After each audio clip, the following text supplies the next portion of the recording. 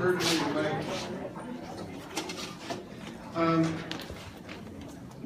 It used to be on a much more regular basis than it has been, and that's for a variety of reasons. But in November, I think it's the 8th, it's a Saturday in November, Sherry and I will be doing our relationship seminar here at St. Paul's. It's called Being One, Learning to Love Your Partner Without Losing Yourself in the Process. And whether it's actually designed for people who are planning to be married, although premarital counseling doesn't do a bit of good. It's true. I mean, people who decide that we're going to get married, let's go get some premarital counseling. The premarital counseling never stops the wedding. So I've asked couples over the years when, one of them would say, and you standing at the altar, this was a mistake. Why'd you go through with it? Well, the invitations are out. We weren't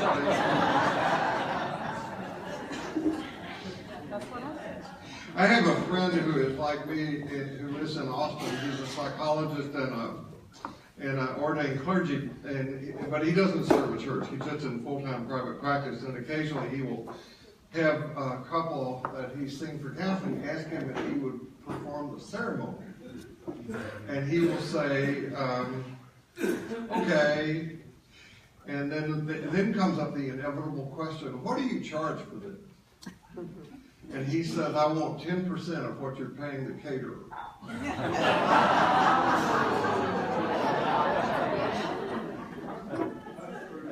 That's pretty cool.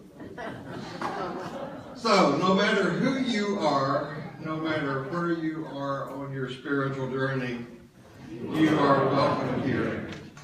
I have called the talk you are about to hear, Living a Yes and Life.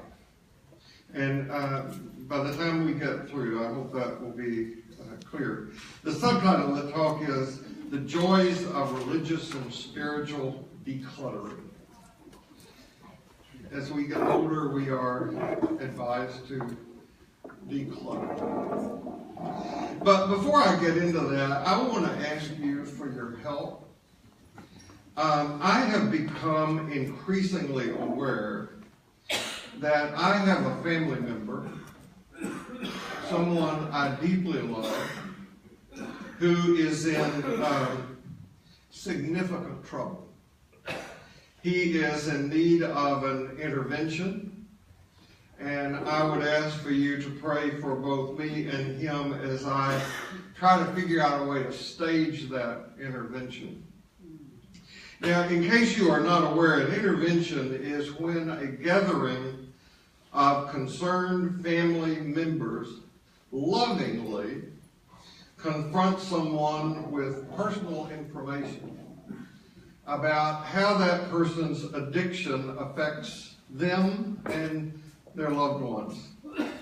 Now, over the years, my experience has been that staging an intervention is always risky. Addicts don't want to hear about the fact that they are addicted, and they don't want to hear about how their addictions affect others. And even though I long ago gave up any notion of a supernatural theistic interventionist God, praying for others is something that feels right for me. People ask me to pray for them, and I gladly do it. It's good for me to do that. I believe it helps people. It keeps the concerns of other people at the forefront of my mind. And since my first encounter with Ilia Delio and learning about what she calls divine entanglement, where everyone and everything is connected to everyone and everything, praying for others makes all the sense in the world to me. I don't believe that prayer changes some sky god's opinion or behavior, but I do believe that it matters. And consequently, I have a written list of people that I pray for every single day. And I'm asking you today if you would put me and my uncle on that list. He's not a bad guy, but he is so unaware. When I first met him, I thought he was the most wonderful person on the planet. I idealized him, of course. I was small, he was big, he was brave, he was strong, he was always in the right. He was generous. He's also quirky. You know, sometimes he would go and buy things for me that I would not have bought for myself. Often they would turn out to be useful, sometimes not. And I am not the kind of person who is overly careful about checking my credit card bills. They just come in and I pay them. But one day I discovered that some of the gifts my uncle was buying for me were actually charged to my credit card. And by then it was too late. So because of my profound love, deep love for my uncle, I have been blind to his addiction, blind to his blindness. I have been in denial about his denial, just like I was with my father. My father was a good, honest, generous, kind man. He did not consciously have a hateful bone in his body, but as I grew, I began to understand that my father was deeply and profoundly racist. And even though he had me raised by a black woman who lived in our house when I was born,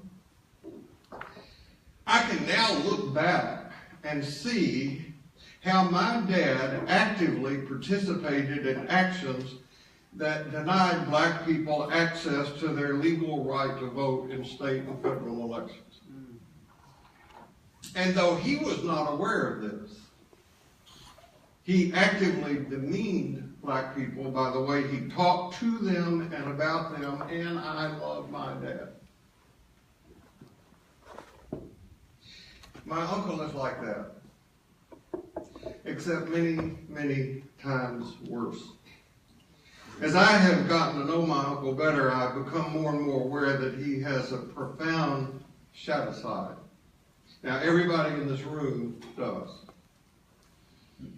You know that sometimes something from that dark, sinister underside will reach up from the depths of the unconscious and cause us to do some extremely destructive things, cause us to say some extremely destructive things.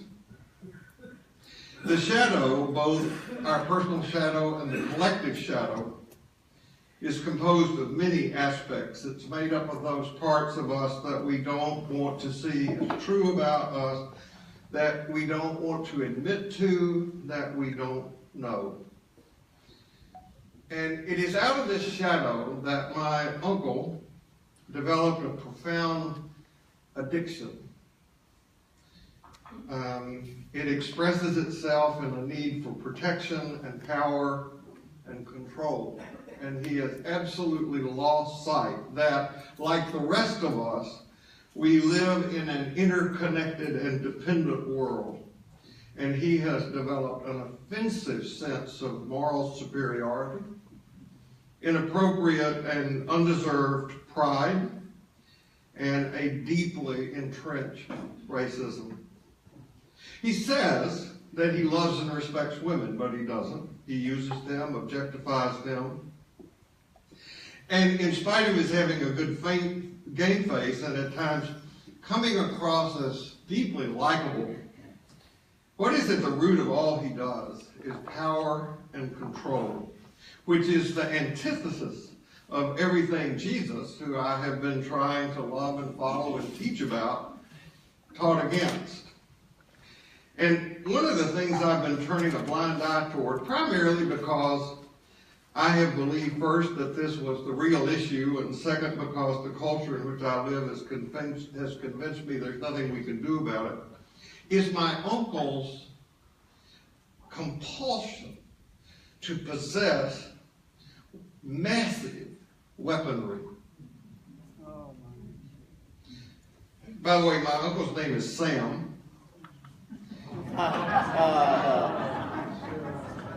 Most everybody refers to him as Uncle Sam. He exists as a national figure, and he exists as an icon deep in every person in this room.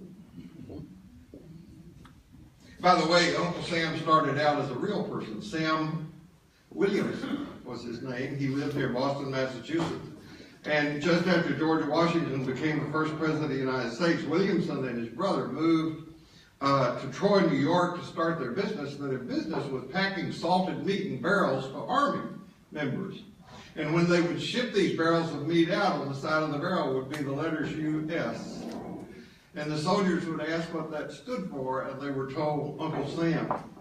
And that joke continued to be repeated. And this picture is the one that I remember most from my youth, walking around the streets of Columbia, Tennessee, except under this poster were the words, "I want you." The recruiting poster for the U.S. Army.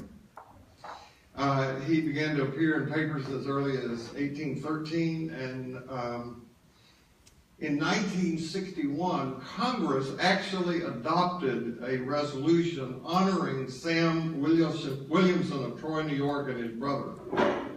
Now, he's not just my uncle. He's yours too. As I said, he has this incredible compulsion to possess massive weaponry. He says it's for hunting, but I've watched him. He seldom goes.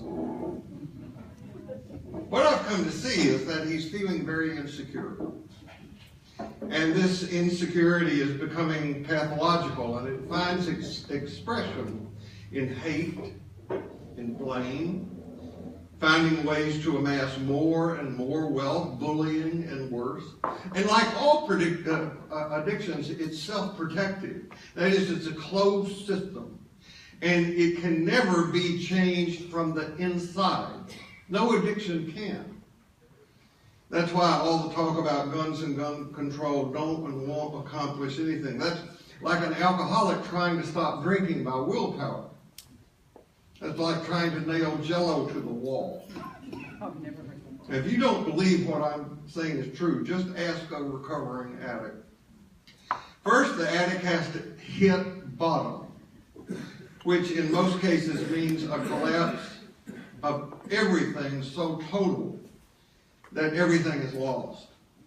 Or the addict has to have what Bill Wilson, who's the co-founder of AA, call a vital religious experience. Now, maybe hitting bottom is what the future of America is. Either, as a paraphrase of one of Richard Rohr's dictums goes, we will either change through great suffering or through the recovery of a moral center. Either, as a country, we will collapse, which is a possibility, or we will evolve. Now, if we go down, we won't be the first civilization in the history of the world to do so. Sometimes the only way that a person can learn not to play with fire is to go up in flames. Addictions have gotten the best of both individuals and countries in the past, and they all had in common profound denial and the belief that this can't happen to me. At the heart of a unrecovered addict is the profound belief, I'm not an addict. My uncle has a problem. And it isn't about guns and laws to control that. That's not it. The problem, the addiction, finds its expression through guns. In the 1960s, we had one mass shooting. In the 1980s, we had 27 mass shootings. In the 1990s, we had 58 mass shootings. In the last decade, we have had 120 mass shootings. In July of this year, gun deaths were up 12% compared with the same time a year ago. And there have been, according to the Gun Violence Archive, which keeps a track of gun deaths based on BP reports and law enforcement records, as of the 1st of October of 2017, 11,686 gun deaths in this country. That's 273 of those were by mass shootings. A mass shooting is where 4 or more people are shot at one time. Now, as I said, this isn't about guns. It just shows its expression through guns. We were in Oregon last week and visiting the Cascades and the coast and whatever. And we pulled up behind a car that had a sticker on the back that just stunned me. Oh, my goodness. Oh, my God. It said, "You have your family, I have mine." That was on the left-hand side of the rear of the car. And on the right-hand side was this. Oh, my God. Now, I, of course, went to Google to get that image. And I was stunned at how many there are. And I wanted to know if I could buy it. So I went to Amazon. And your choices are in the hundreds for this. Oh. So this morning, as we were celebrating our anniversary by saying, "Are we still married?" Sherry got the paper out. This is in the Chronicle today. This is a 4 full-page ad of guns that you can buy and the equipment that goes with guns that you can buy. We're surrounded by it. We're immersed in it. And we take it as normal. Now, I think my uncle has a problem. You may not agree with that. I think maybe if we deny that my uncle has a problem, we may be complicit in his having a problem. Now, the first step in recovering from an addiction is admitting it. AA advises doing this with humility. Now, one of the things that means is to face up to the ego's powerlessness and inability to change from within one's own belief system. First, you have to admit. Then, according to AA, comes a willingness to submit to a higher power and trusting that in that process there will be help. Religious institutions argue over such petty matters, whether gays and lesbians can serve in positions of ordination, if Jesus is the only way, other such absolutely silly and superficial matters. When one's very existence is at stake, whether as an individual or as a collective, all of that is irrelevant. Wilson, the co-founder of AA, called a vital religious experience necessary. We're going to talk about that next week. Humility and honesty. Things that my Uncle Sam are not real good at. Is a problem for us. Because love from sacred mystery, though always present, is never forced on anyone. So after that, there is a long and awful and often painful process of healing. I repeat that. A long, often painful process of healing.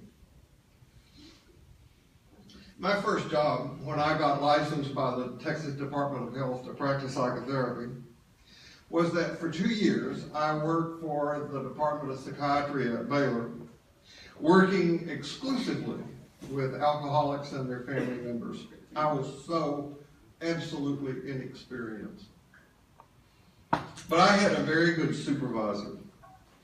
And one day he asked me, "Bill, what do you think it takes for an alcoholic to quit drinking?"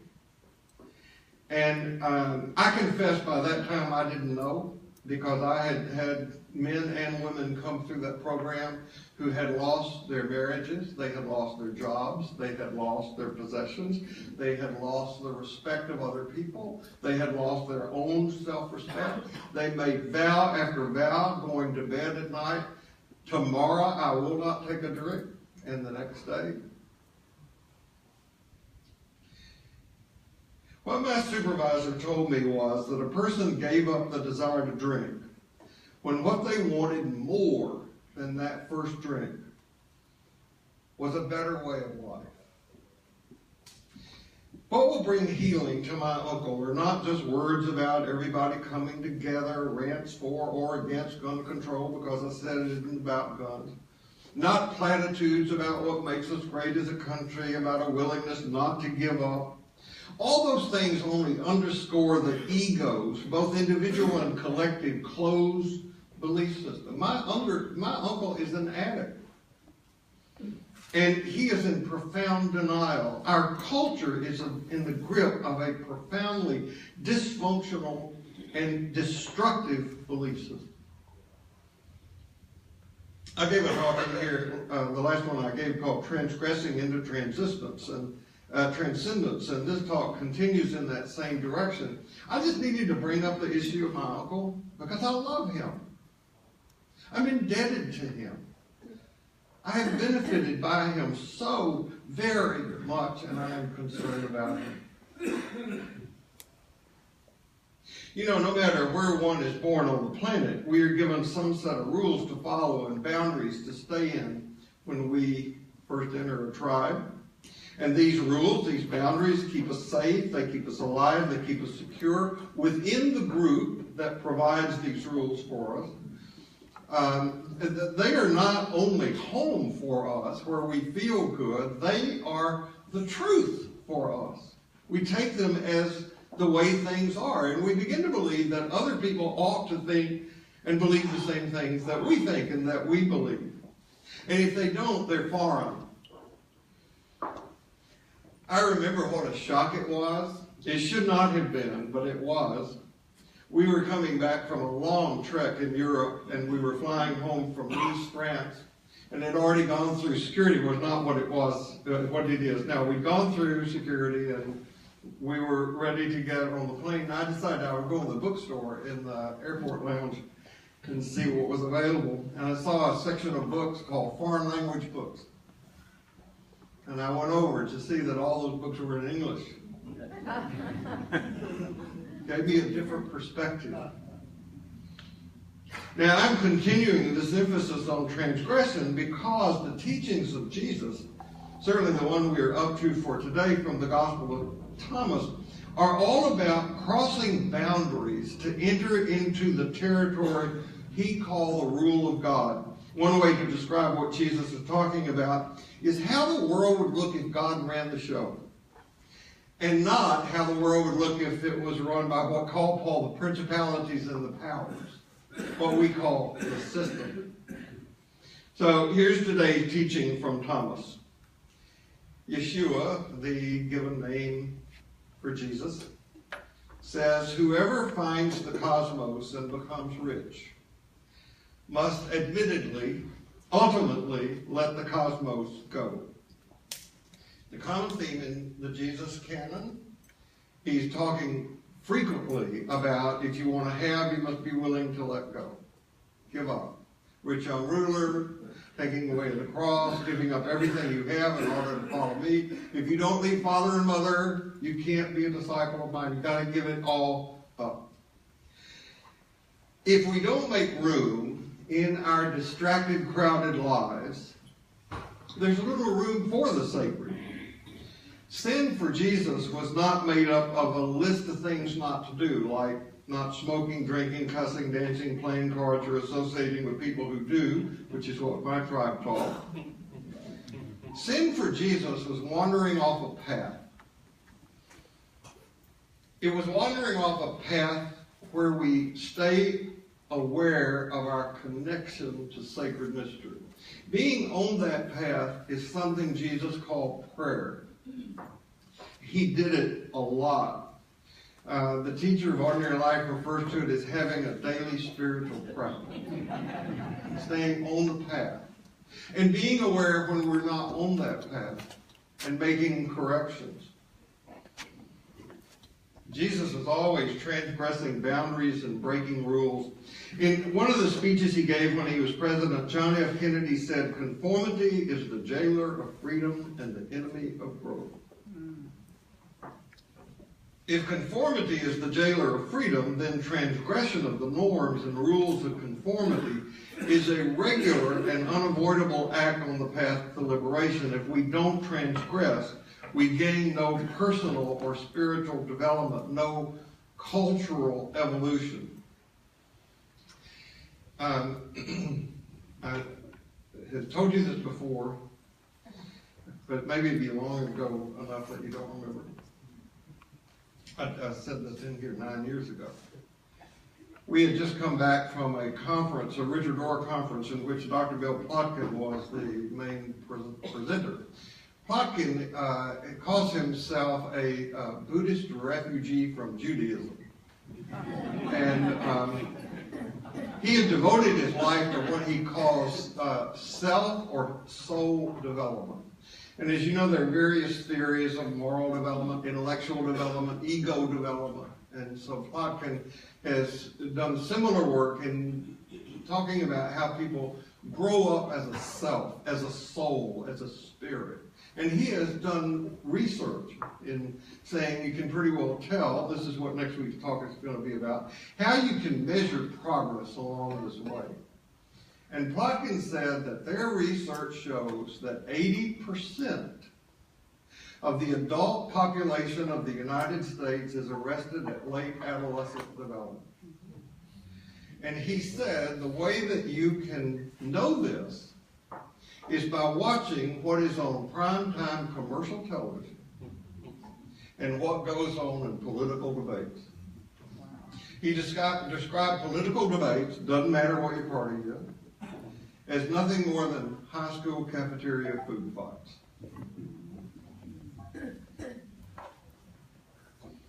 Now, I said that in here 9 years ago when I first got that information.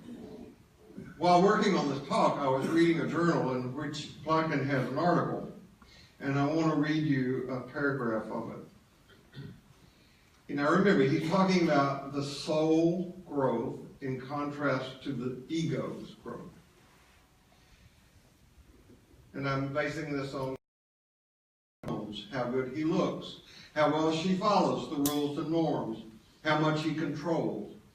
This is the common underlying theme in contemporary politics, business, education, and much of egocentric religion, as well as in the Hollywood movies, popular books and magazines, TV programming, and other forms of cultural degrading advertisement.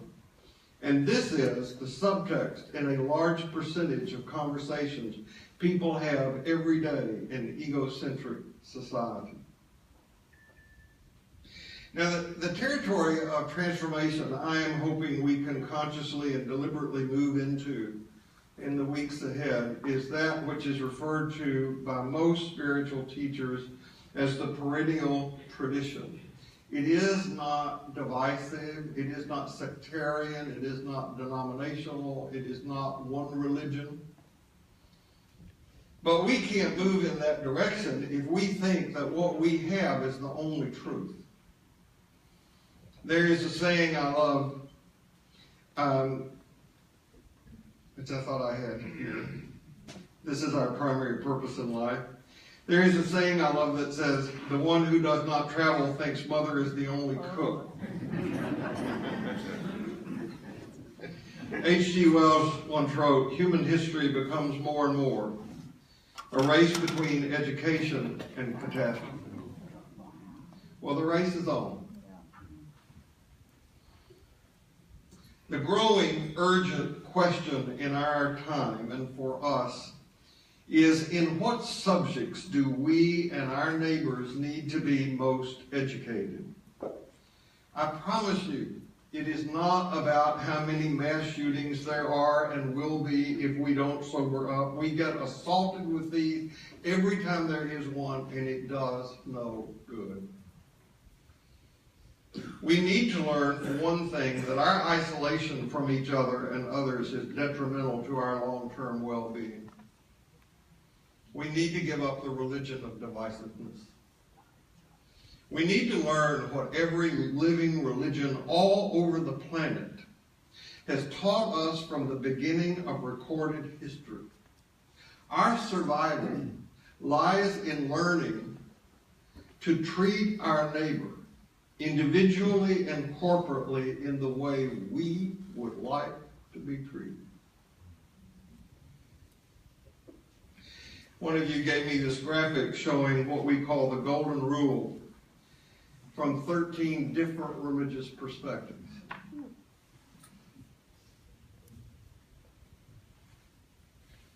I think the best of any of these organized religions can be helpful to us, and we can be helpful to the world through it. We can do a lot more together than any one of us can do alone.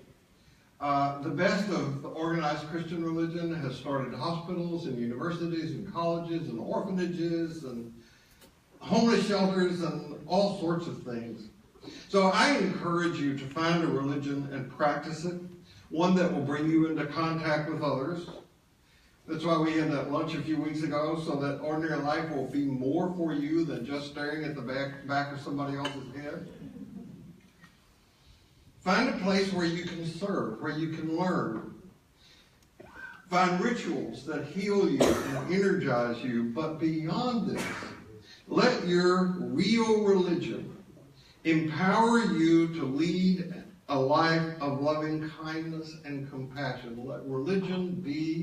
Let kindness be your religion. Let generosity be your religion. Let inclusivity be your religion. These are not things that we see much of in the media, liberal or conservative. We don't see it in our political leaders. We don't see it in what we use for entertainment.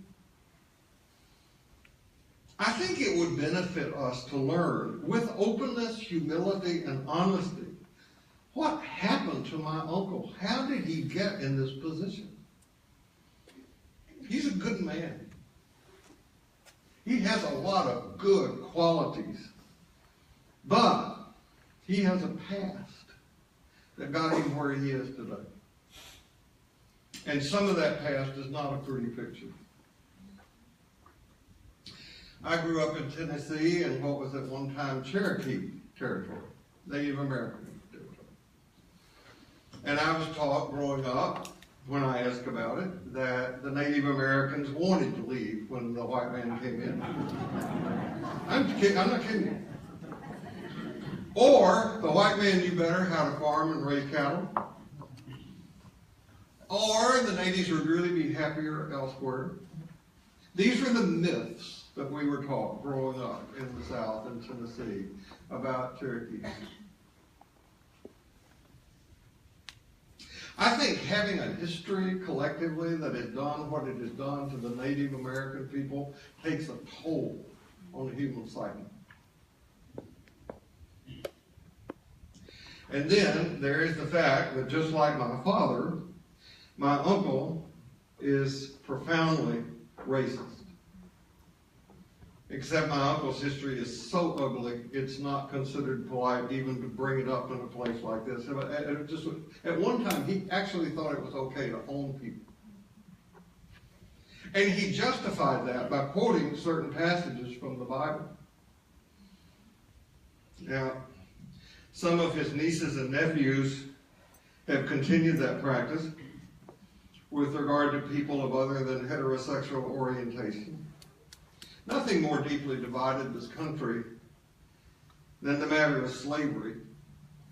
And the racism that wrapped it up has clearly erupted into public view from deep within this nation's collective unconsciousness.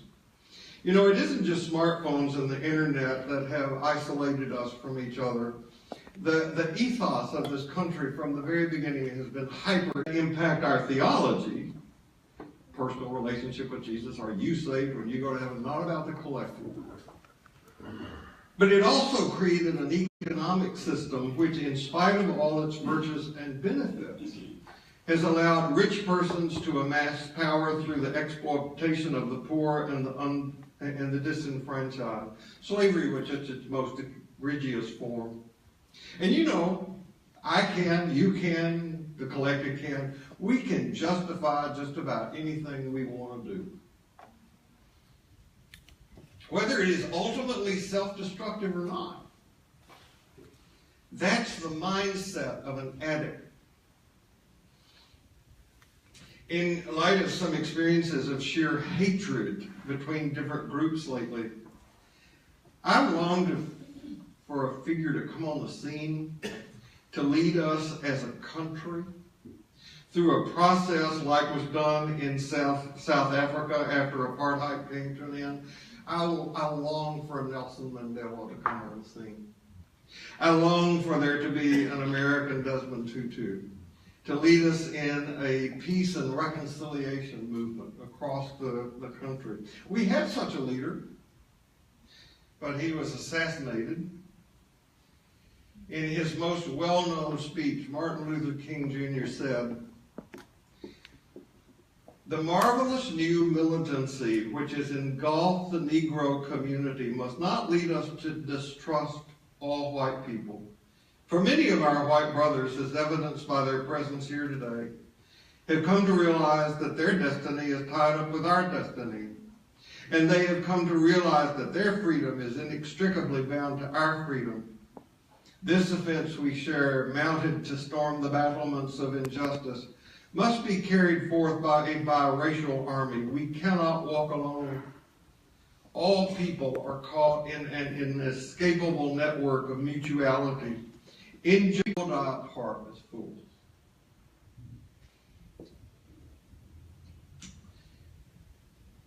Whoever finds the cosmos and becomes rich must ultimately let the cosmos go.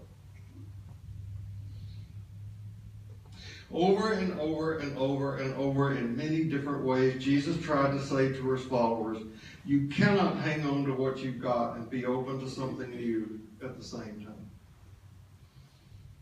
So I'm encouraging us, and I will continue to do so, to give up any thought, belief, practice that contributes to our living in any smaller world than God embraces.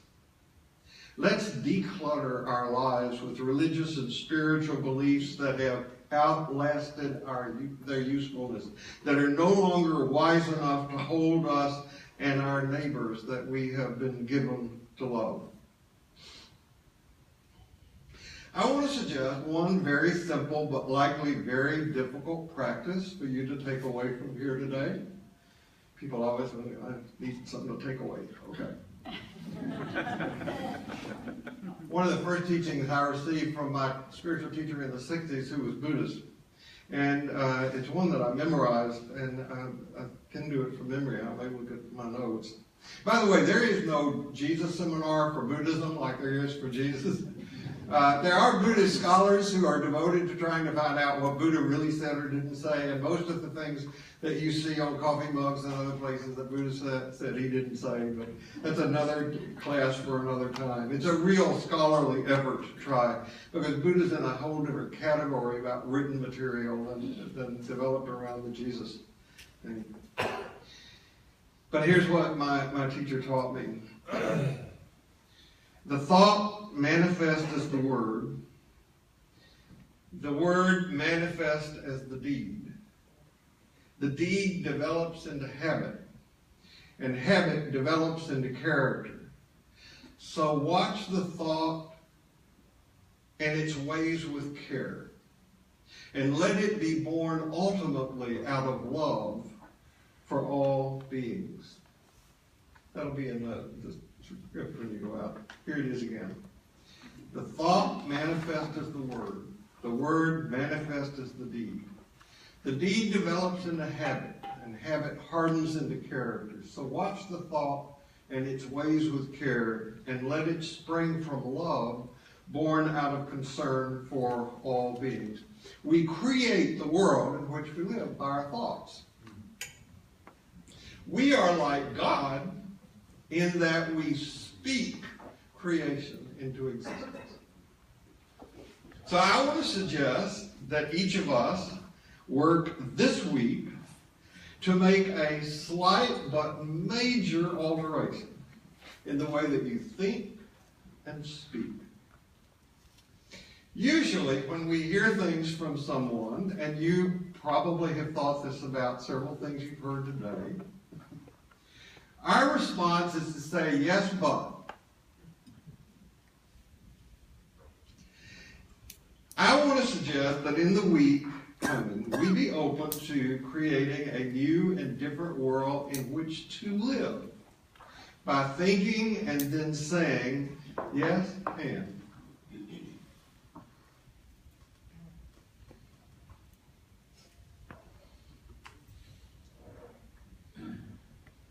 That word "and" is such a powerful word.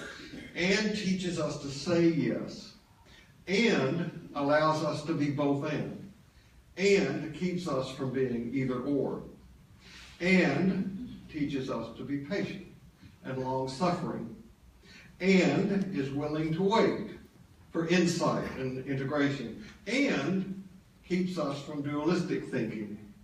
And doesn't divide the field of the moment, and helps us live in the always imperfect now, and keeps us inclusive and compassionate toward everything and everyone, and demands that our contemplation become action, and asks that our action be actual contemplation, and heals our racism, our sexism, our heterosexism, our classism, and keeps us from the false choice of liberal or conservative, and allows us to critique both sides of things, and allows us to enjoy both sides of things, and is far beyond any one nation or political party, and helps us face and accept our own dark side, and allows us to ask for forgiveness and to apologize, and is the mystery of paradox in all things, and is the way of mercy, and makes daily practical love possible, and does not trust love if it is not also justice, and does not trust justice if it is not also love, and is far beyond my religion versus your religion, my personal opinion versus yours, and allows us to be both distinct and united, and is the very heart of God, and may just be the beginning of the intervention my uncle needs. No matter where you go this week, no matter what happens, remember this: you carry precious cargo, so watch your step, and I'll see you here next week.